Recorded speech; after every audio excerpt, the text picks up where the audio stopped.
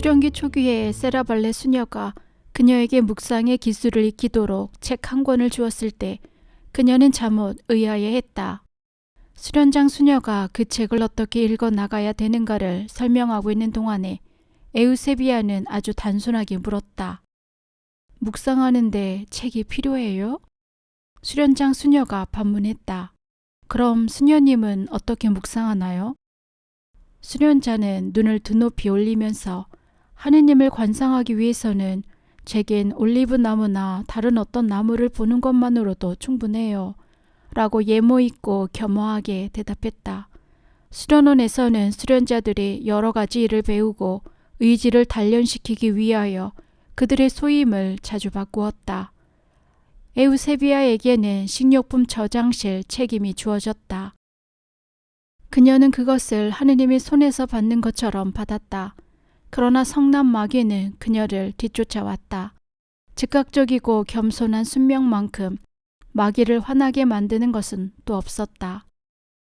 파렴치한 악마는 그녀에게 구애를 하기 위하여 남자의 모습으로 나타났다. 그때 저는 식료품 저장실에 혼자 있었는데 벼랑간 검고 긴 망토에 쌓인 악마가 나타났어요. 저는 단지 어둡고 기분 나쁜 얼굴을 보았을 뿐이에요. 그는 흰 이빨과 크고 불꽃이 튀기는 눈을 하고 있었어요. 그는 제게 아주 잘 됐구나. 이제 이곳에는 우리 둘밖에 없어. 너를 보호해줄 수련장 수녀도 없고 다른 사람들도 없어. 나는 내가 원하는 모든 것을 내게 할 수 있단 말이야. 라고 말했어요. 너무도 놀란 저는 그 남자 앞에서 돌처럼 굳어버렸어요. 그러나 저는 저항하며 대답했어요. 어떤 인간도 나를 보호해 줄 수 없어. 그러나 나한테는 나를 보호해 주실 전능하신 어머니가 계시다. 그리고 저는 큰 소리로 성모 마리아여 저를 구해 주세요 라고 외쳤어요. 그러자 악마는 그 외침과 더불어 온데간데 없이 사라져 버렸어요.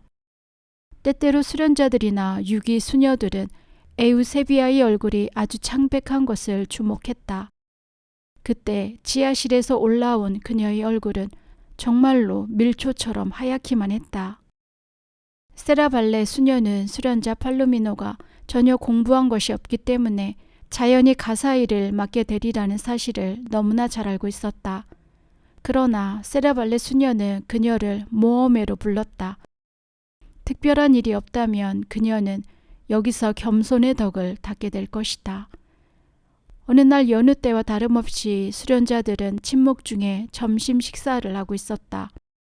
한 사람씩 차례로 돌아가면서 책을 낭독했다. 종이치며 그날의 짧은 성인전을 읽었다. 그것이 끝나면 즐거운 대화가 시작되었다. 에우세비아 수녀의 차례가 왔을 때 종이 울렸다. 그녀는 성인전을 집어들기 위해 읽던 책을 놓았다. 그러나 수련장 수녀는 말했다. 에우세비아 수녀님, 오늘은 성인의 생애를 읽는 대신 이야기로 해주지 않겠어요? 5월 14일 달력에는 성 이시도로로 나와 있었다. 카리다드 로페스 수녀가 말한다. 그녀는 조금도 동요됨 없이 감탄할 정도로 단순하게 마드리드 주보성 이시도로 농부의 생애를 이야기했다.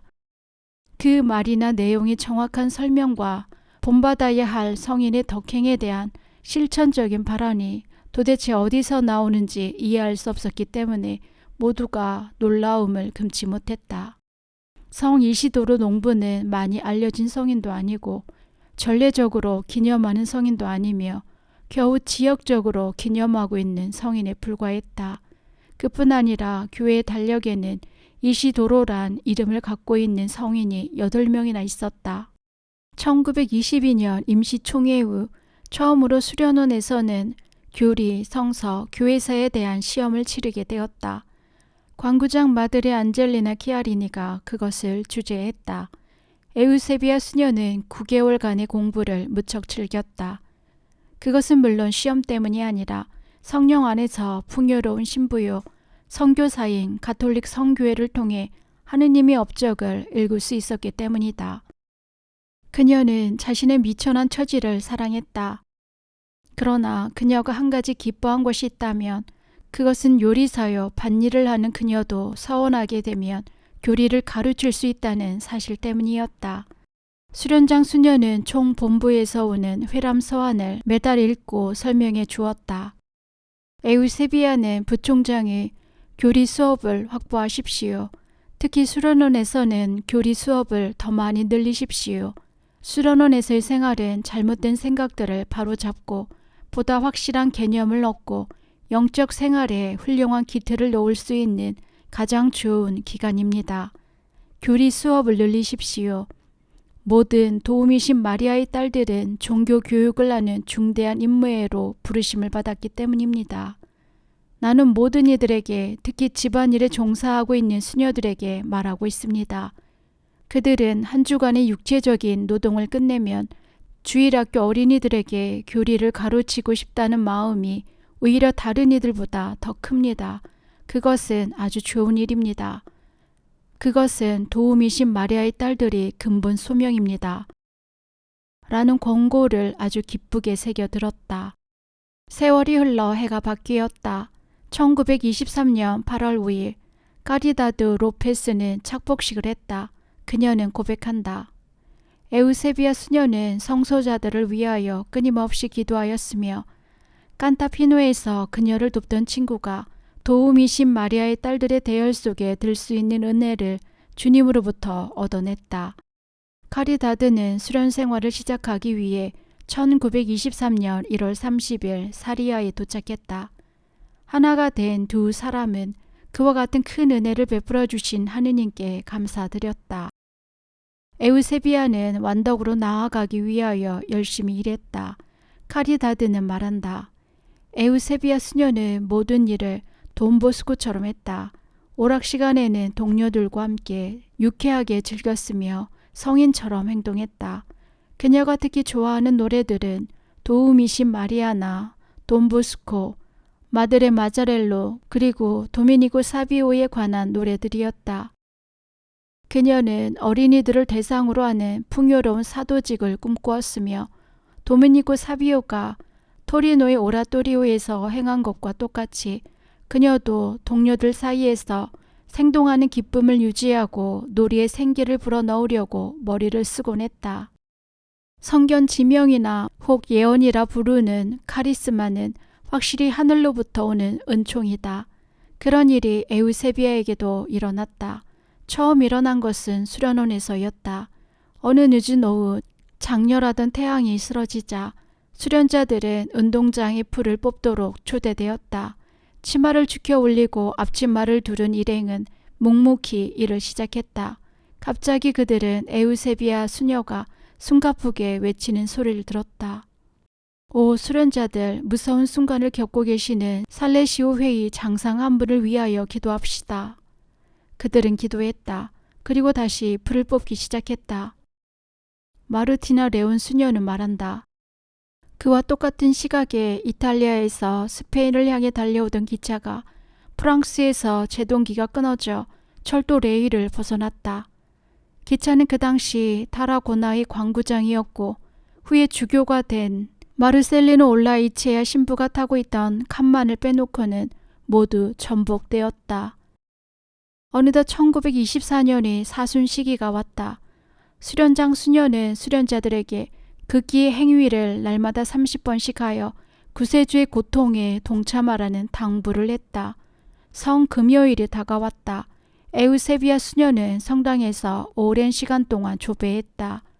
부활 첫날 식료품 저장실 관리자인 에우세비아 수녀는 평소와 다름없이 지하실에서 일하고 있었는데 누군가가 그녀를 부르며 빨리 오라고 했다. 그녀는 식탁에 놓인 물병을 양손에 2개씩 들고는 순명하기 위하여 급히 서둘렀다. 그러나 계단을 거의 다 올라왔을 때 그녀는 앞치마단에 걸려 병과 함께 계단 밑으로 굴러떨어졌다. 날카로운 유리 조각이 그녀의 손목 언저리에 박혔다. 정맥 하나가 잘려나갔다. 피가 솟아 흐르고 온몸이 상처투성이가 되었다. 달려온 의사는 최선을 다했다. 상처는 다시 꿰매어졌지만 심한 출혈로 가망이 없다는 진단이 내려졌다. 에우세비아는 삶의 막바지에 다다른 듯 했다. 사람들은 그녀에게 종부 성사를 받게 했다. 카리다드의 기록을 읽어보자. 에우세비아 수녀는 2달 동안 사경을 헤맸고 예수님 순환의 고통에 참여하면서 그분께 자신의 사랑을 증거하기 위하여 모든 것을 감수했다. 의사는 하루에 2번씩 에우세비아를 보러 왔다. 어느 날 의사는 그녀가 마지막이라는 것을 알렸다. 그 밤을 넘기지 못하리라는 것이다. 그러나 이튿날 다시 온 의사는 그녀가 아직도 살아있는 것을 보고 놀라움을 감추지 못했다. 올모스 수녀는 수녀들이 거의 1달 동안 밤을 새워가며 그녀를 간호했다고 알려준다. 나도 밤을 새웠는데 나는 그녀가 인내하지 못하는 것을 한 번도 본 적이 없으며 그녀의 입에서 불평의 말이 새어나오는 것을 한 번도 들어본 적이 없다. 한편 광구에서는 수련자들의 허언 허가를 논의하는 회의가 열렸다. 에우세비아 수녀는 건강 때문에 허언을 할 수 없게 되었다. 장상들은 몸내 섭섭해했다. 세라발레 수녀는 에우세비아에게 그와 같은 슬픈 소식을 전할 용기가 없었다. 2학년의 다른 모든 수련자들은 서원식 때 입을 수도복을 열심히 만들고 있었다. 물론 에우세비아도 그 사실을 알고 있었고 또 의식하고 있었다. 그리고 불행하게도 그녀는 그녀가 서원할 수 없다는 것을 느끼게 해주는 여기저기서 들리는 한숨 소리와 말소리, 그리고 갑작스러운 침묵의 분위기도 느끼고 있었다. 어느 날 경솔한 간호수녀는 그녀에게 물었다. 다른 사람들은 모두 즐겁게 서원식 때 쓸 물건들을 장만하고 있는데 당신은 서원하지 못하게 된다는 사실을 알면서도 어떻게 그렇게 평온할 수 있는지 믿어지지가 않는군요. 정말 그걸 이해할 수가 없어요. 에우세비아 수녀는 네, 저는 제게 무엇이 가장 좋은지 잘 알고 계시는 하느님의 뜻에 의탁하고 있기 때문에 아주 평온해요. 그리고 수도자가 되고 싶은 소망은 아주 크답니다. 한평생 나무에서 떨어지는 가랑잎들을 긁어 모으면서 기쁘게 살아갈 준비도 되어 있어요. 라고 대답했다. 그녀에게 서원할 수 없다는 사실을 알려야 할 시각이 왔다. 마드레 안젤리나 키아리니는 환자에게로 갔다.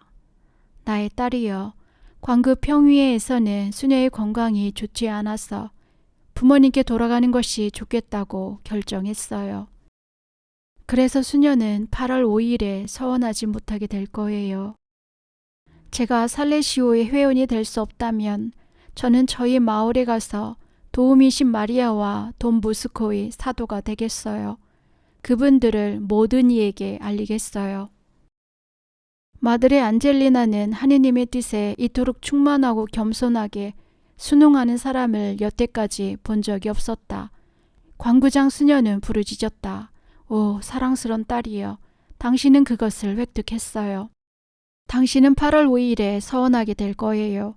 하느님께서는 수녀를 송두리째 당신 자신의 것으로 삼으시기를 원하십니다. 에우세비아는 아주 뜨거운 마음으로 서원을 했다. 그녀는 카미노의 발베르데로 가라는 명령을 받았다. 1924년 8월 5일 서원 당일날 그녀는 소임지로 출발했다. 그녀는 친구에게 인사하며 말했다. 성녀가 됩시다. 그 나머지는 모두 시간 낭비예요. 에우세비아는 8월 24일 밤 10시 가스등이 희미하게 빛나는 역에 도착했다. 발데르데의 편년사는 말한다. 오늘 밤 10시 기차로 에우세비아 팔로미노 수녀님이 도착하신다. 이 수녀님은 외부 사람, 곧 평신도를 대신하여 요리사로 오신다. 발베르데는 광부들이 오가며 쉬는 정거장의 역할을 하기 위해 생겨났다. 해가 거듭되어 감에 따라 도시는 차츰 아름답게 변화되어 갔고 에우세비아 수녀가 도착했을 때는 이미 350년이나 400년의 세월이 흐른 뒤였다. 도착한 다음 날부터 에우세비아 수녀는 그녀의 일터에서 일을 시작했다. 그날부터 그녀는 부엌, 현관직이, 의류 책임을 포함한 일을 하게 되었으며 주일과 평일에도 자유로운 시간이 주어지면 주일학교에서 일하게 되었다. 이 주일학교는 주일에만 하는 것이 아니라 평일에도 항상 열려 있었다. 특히 주일학교는 초창기 수녀들의 사업을 아주 번창하게 해주었다. 그 이유는 수녀들이 소녀들과 함께 뛰고 노래하면서 지도하는 색다른 기쁨과 놀이뿐만 아니라 성체 예수와 도우미신 마리아께 대한 사랑의 불 때문이었다. 그 불은 마을에서 마을의 끝까지, 그 부근의 산 위에 흩어져 살고 있는 목자들의 오두막에까지 급속도로 번져갔다. 1924년 새 학년이 시작되는 날이 왔다. 학생들은 호기심을 가득 지닌 채 등교했다. 새 수녀는 부드러운 미소를 잔잔히 머금고 문에서 그들을 기다리고 있었다. 그러나 그 수녀는 그들이 상상했던 것처럼 혈색이 좋지도 않았고 키가 크지도 않았으며 상아 같은 이도 없었다. 그들은 멋쩍게 잘 오셨다고 말하며 아침 인사를 했다. 낮이 되자 그들의 실망은 온 발베르데에 퍼졌다. 키가 작아, 얼굴은 누렇고 삐쩍 말랐어. 손도 커. 에우세비아, 이름도 흉해. 에우세비아의 수녀의 첫 사명은 이처럼 어둡게 보였으나 그녀는 아주 만족해했다. 부엌은 낮은 곳이었지만 다행히 어둡지 않은 1층에 있었다. 같은 층으로 그 옆에는 기숙학교 학생들의 식당이 있었다. 원장 수녀는 바로 그녀를 살라망카의 기숙학교 한여로 들어오도록 초대했던 밀리에타 프란체스카였다. 그러므로 그녀는 새로운 수녀가 어떤 사람인지 벌써 알고 있었다. 원장 수녀는 즉시 에우세비아 수녀를 완전히 신뢰했고 그녀가 이곳에 오게 된 것을 무척 기뻐했다. 왜냐하면 그녀와 4명의 다른 교사 수녀들이 교실에 있게 된 이래 처음으로 집안이 잘 정돈되었기 때문이었다. 한 가지 놀라운 것은 옛날에 한여였던 그 수녀가 지금도 그때와 다름없이 여전히 순진하고 단순하다는 것이었다. 다행히도 1층에는 성당이 있었다. 성당에는 식당과 외부 운동장 그리고 윗 운동장으로 통하는 편리한 출입구가 있었다. 교실은 2층과 3층에 있다. 위에서는 학생들의 즐거운 목소리, 노랫소리, 공부하는 소리가 들려왔다. 몇 달 안 가서 이상한 현상이 일어났다. 학교의 소녀들이 점점 더 자주 에우세비아 수녀를 찾으러 뛰어다녔다. 그녀를 기쁘게 도와주었고 그들은 입을 벌리고 그녀의 말에 귀를 기울였다. 주일학교 학생들도 마찬가지였다. 그녀는 꼬마들을 지도했는데 차츰 더 큰 아이들, 소녀들, 그리고 나중에는 더 큰 아이들까지도 그녀를 애워싸기 시작했다. 그 옛날의 소녀들은 말한다. 에우세비아 수녀님의 말씨는 사람을 도취시켰다. 수녀님께서는 이제까지 우리가 한 번도 본 적이 없을 만큼 겸손하셨다. 수녀님께서는 항상 기도하셨다. 가에타나 로메로 도빙게스는 고백한다. 나는 처음에는 수녀님에게 별 관심이 없었다. 어느 날 재봉실에서 바늘을 입으로 질근질근 씹고 있었는데 나도 모르게 바늘이 부러져 목구멍으로 미끄러져 내려가기 시작했다. 나는 얼떨결에 그것을 꿀꺽 삼켜버리고 말았다. 나는 깜짝 놀라 흐느껴 울기 시작했다. 선생님은 큰 아이들 중 하나를 불러 그 애를 에우세비아 수녀님께 데리고 가세요 라고 말했다. 그들은 에우세비아 수녀에게로 갔다. 죄송합니다. 이 애가 바늘을 삼켰어요. 몸뚱이라도 잘려나가는 것처럼 물었다. 에우세비아 수녀는 아이에게 빵 조각을 씹으라고 주면서 이렇게 말했다. 아무것도 아니에요. 아무것도 아니에요. 일은 그렇게 되었다. 며칠 동안 고민하던 친척들은 드디어 노랗고 빼빼 마른 요리사의 말을 고지 듣게 되었다. 그리고 이제는 그것에 대해 더 이상 말하지 않았다. 그러나 가예따나는 그녀를 관찰하기 시작했고 다른 아이들도 가예따나처럼 부엌 주변을 맴돌기 시작했다. 에우세비아 수녀님, 물이 필요하세요? 제가 마당을 쓸까요? 에우세비아 수녀가 미소를 담뿍 머금고 네, 고마워요 라고 상냥스럽게 대답하면 그들은 즐겁게 뛰었다. 그녀를 주시하던 가예따나는 에우세비아 수녀가 학교의 몇몇 수녀들에게 나는 살라망카에서 돈보스코의 수녀들과 만나기 전까지는 구두란 것을 신어본 적이 없어요. 나는 아주 가난했거든요. 라고 말하는 소리를 들었다. 가예따나는 그 이야기를 하면서 맙소사, 나라면 절대로 그런 말을 하지 않을 텐데 라고 경탄했다. 밀리에따 수녀도 그런 것을 원치 않을 것이다. 그것은 너무도 순진한 행동이어서 말려야만 할 성질의 것이었다. 그러나 주일학교 학생들은 이미 그 사실을 알고 있었고 그들을 통해서 그 소문은 발베르데에 퍼졌다. 그녀는 안온하고 평화스럽게 미소 지었다. 마르티나 레온도 자기 나름대로의 추억을 간직하고 있다. 나는 소녀 시절에 주일학교에 다닐 때 에우세비아 수녀님을 알게 되었다. 우리는 수녀님이 순박하고 겸손한 오롯이 하느님께 속한 영혼이라는 것을 금방 알게 되었다. 수녀님은 누구에게나 항상 특별한 영적인 말씀을 들려주었다. 언제나 즐거워하셨고 기꺼이 웃으셨다. 수녀님은 주일학교 꼬마들을 지도했는데 그들을 즐겁게 해주셨다. 나는 속으로 저봐 아름다운 점이라고는 도무지 없는데도 모두들 수녀님 앞에 얼빠진 사람처럼 취해 있잖아 라고 중얼거리곤 했다. 그녀의 모든 이야기 속에는 반드시 성모님과 종의 신분 그리고 주님의 거룩한 상처에 대한 말이 꼭 들어간다는 사실을 알게 된 도우미신 마리아의 딸들도 꼬마처럼 요리사에게로 내닫기 시작했다.